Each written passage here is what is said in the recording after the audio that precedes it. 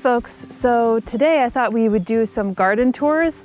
It's pretty early spring. I mean, it's almost May, but you'd be surprised. There's just things that are just starting to get in bud.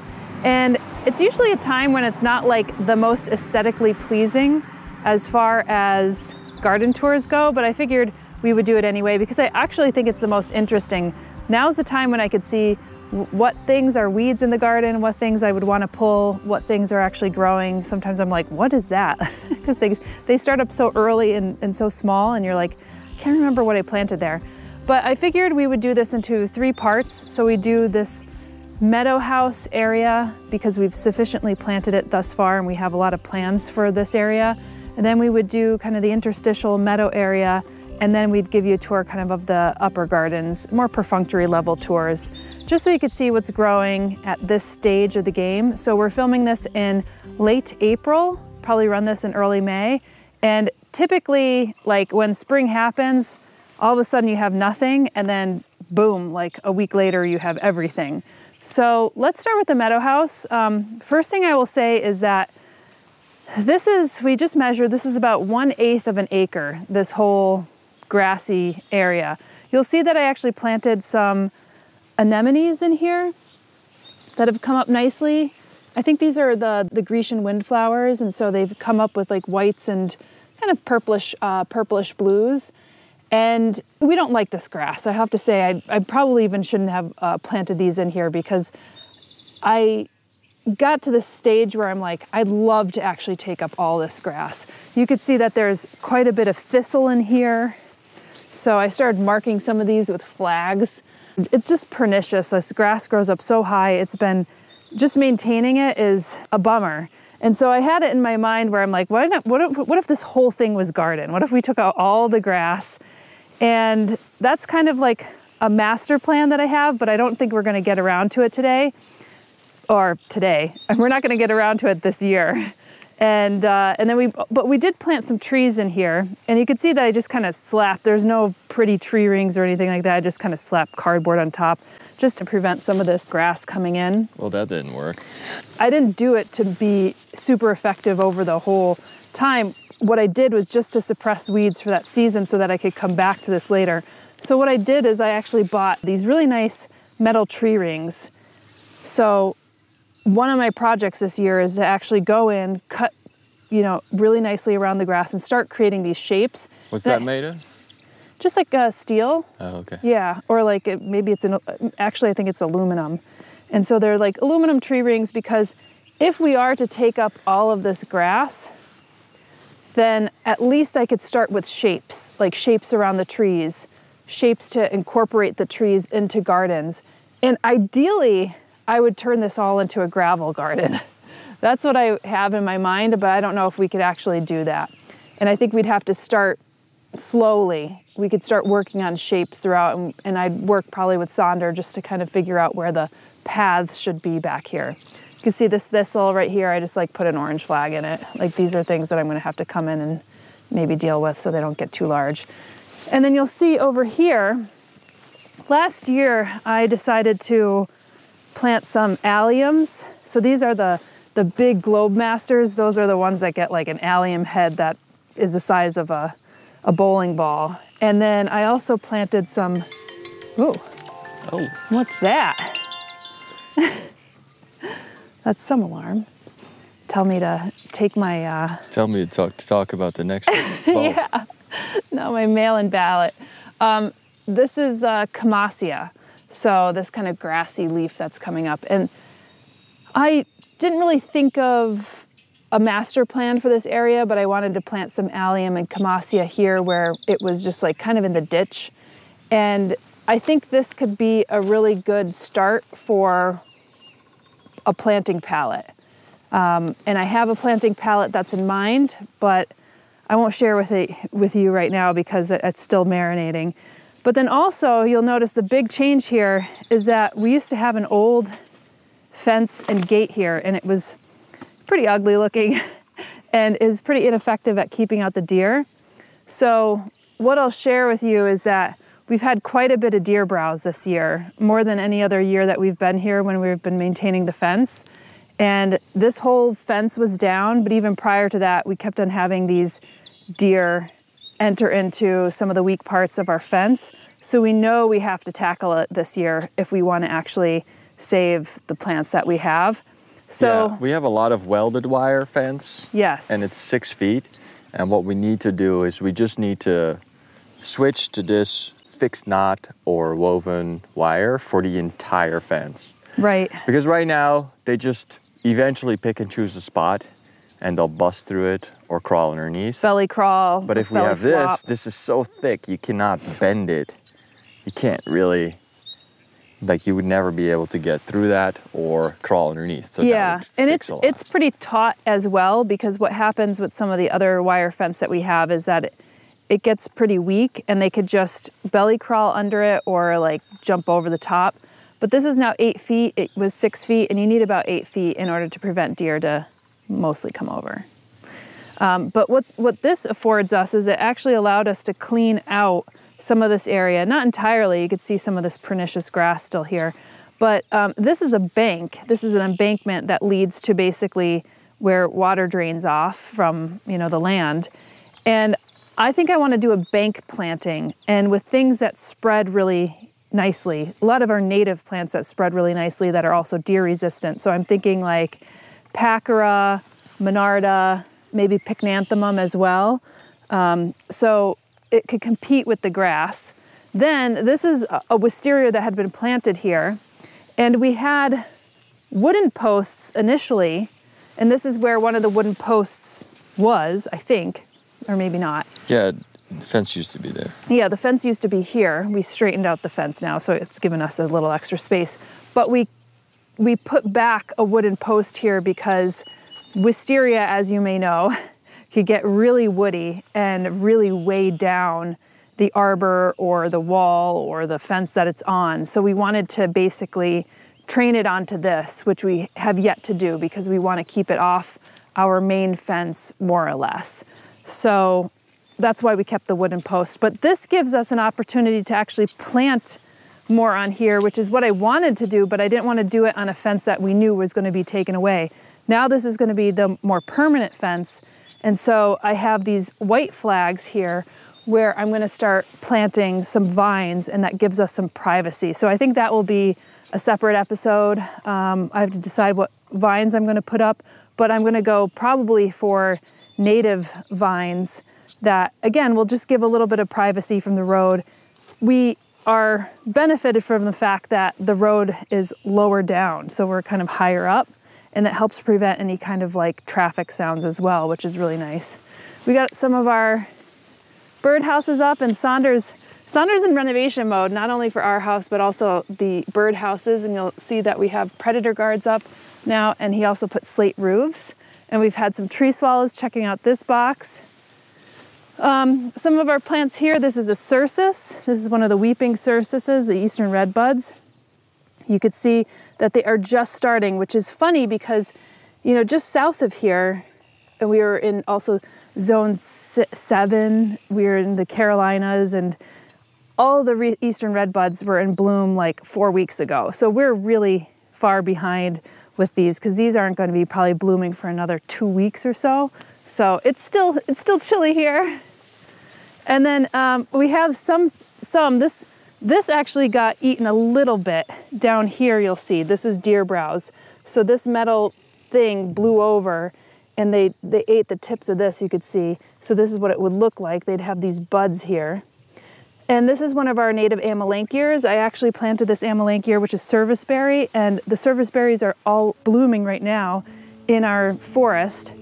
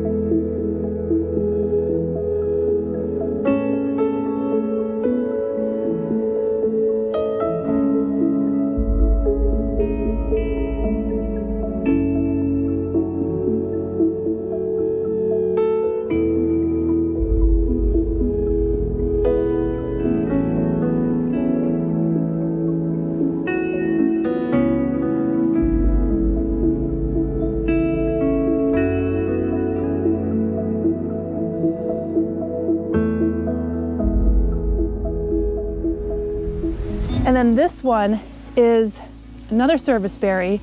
This is Nantuckenensis. I have 2 of these, and these are ones that are rare, or I don't know if they're even like endangered in New York, but I have these in like little cages so they don't get eaten, just in case a deer has an incursion in here. Yeah, this is what our current fence is made of, yes. The majority of it. And we you can see how weak these. it is. You could just bend this easily. So what they do is just break through. But it's perfect for these. It's great for these. Yeah, for these little tree circles. So, but you can see this grass is just intense. We're gonna have to mow it soon. And so what I'd like to do is actually do proper tree circles. And once I have those tree circles in this area, I could start to see what shapes start to emerge. We have this beautiful, I think this is called green sword, but it's it'll kind of grow very tall and slender. So I think that'll be very stately here. This is a Vitex. Now this dies back down to the roots. So unless you have a pretty warm winter. So this is Vitex Angus castus, and it's a wonderful herb for women in particular. So not native to the area, but gets really beautiful flower spikes, purple flower spikes. And I had first seen this at our tour at Hortus Botanicus. And I was like, wow, the bees were just all over it. Now they're in a slightly warmer zone. We're in zone 5, 6 here. They're in, I think, zone 7. So the zone 7 folks, I feel like they could grow everything. So this one doesn't usually die back for them in the winter. So it's more of a Mediterranean plant. This one got a lot of deer browse, unfortunately. So you can see here, this is what deer browse looks like. They just bite off the buds. You can see it here too, and there. But we still have some buds. This is our Chionanthus virginiana. This is our native fringe tree. Really beautiful tree. It may be susceptible to the ash borer because it's in that same family. We'll have to see, but because this is more of a multi-stem, I don't know if the ash borer will be attracted to this, so I figured let's just give it a shot. Why not? Now will that come back, or will it always stay deer browsed? And it'll be deer browse, but basically you'll get the buds right here. Oh, we'll just start budding right below it. Yeah, right below it. It's like you're pinching off the tops. So here we have one of our maples coming in. So it's starting to flower, you can see.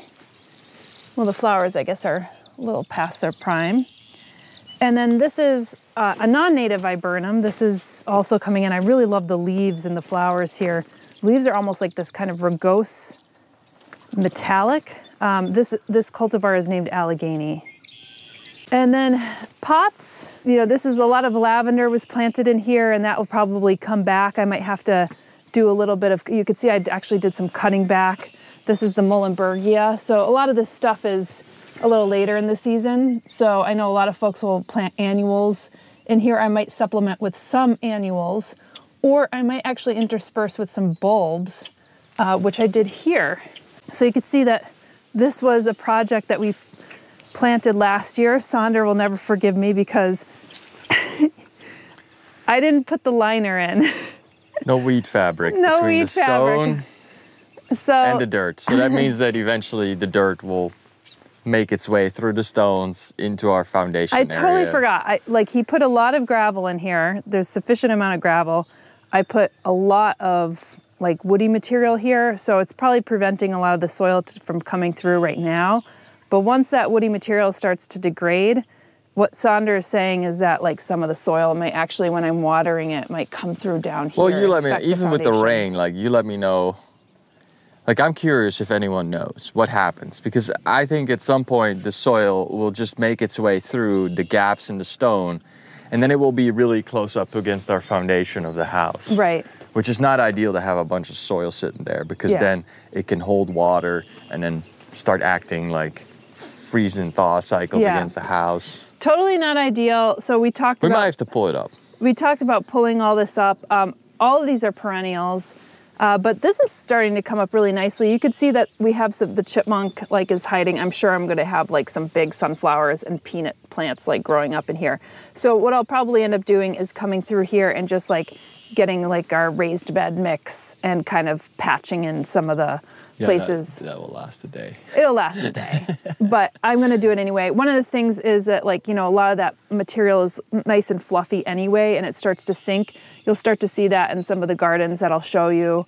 Some of the plant roots will have popped up because they'll have either popped up from maybe the winter, or I think more likely is just the soil starts to settle, because all these gardens that we've been putting in really didn't exist here before, and so it starts to settle over like the years. But a lot of stuff has come up here. Here's our rose. Now this is a climbing rose, and I'm gonna have to train it up. You can see there's parts that need to be cut back. I haven't gotten around to that, but I'll do that. Some of these bulbs early on, I have some videos that I'll throw up there of some of the earlier bulbs. You could see some of the ones that are just kind of fading right now. And the erythroniums are coming up. You could see some are just starting. We had some tulips, and we started to put some of our bee houses. This we put out a little too late, I think, but for next year. Yeah, and I discovered one day you're gone, a raccoon had taken that thing apart and spread it out all over this garden. Well, he was probably hoping for something, but there wasn't anything nice in there. And then this is our clematis. So this is the one that you're giving me flack for. You're like, it looks dead.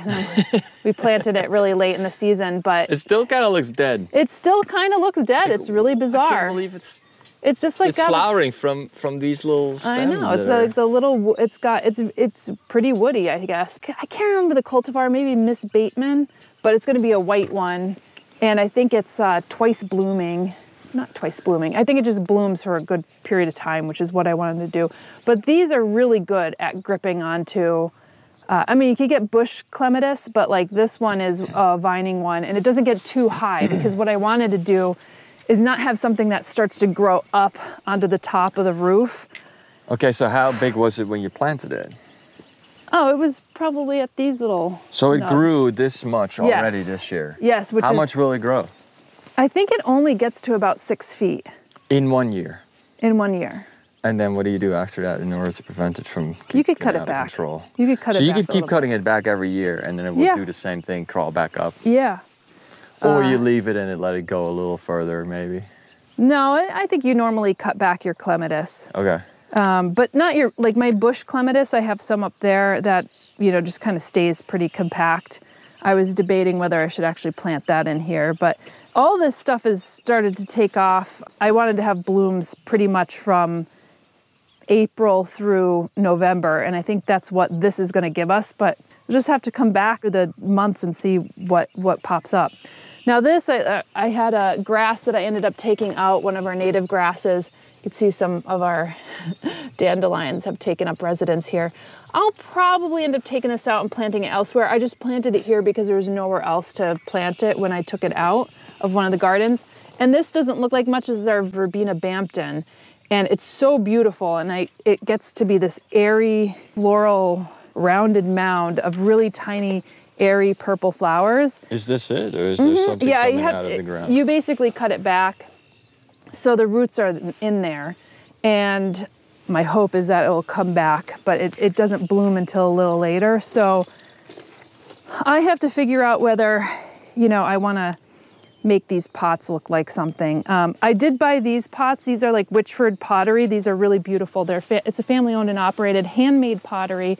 They're a little expensive, and they're so pretty. I mean, look at that little, kind of reminds me of our white-breasted nuthatches, but I don't think that's what the bird is. But I'm gonna actually plant some of my succulents in here, so it's not actually going to be any of our traditional outdoor plants. So those are what I bought for that. Now this is our original bed that we had basically freed. I don't know if you remember that episode, if you had tuned in. This is like the weedy bed episode. This was so weedy. You could see actually some of these weeds. We never really put cardboard under here, so you could see this is kind of what it looked like. This tree was cracked in the middle. I had to do some major pruning on this pinus right here, and we basically just freed up this bed from a ton of barberry. We took all that out because we noticed that the barberry was encroaching in our forest.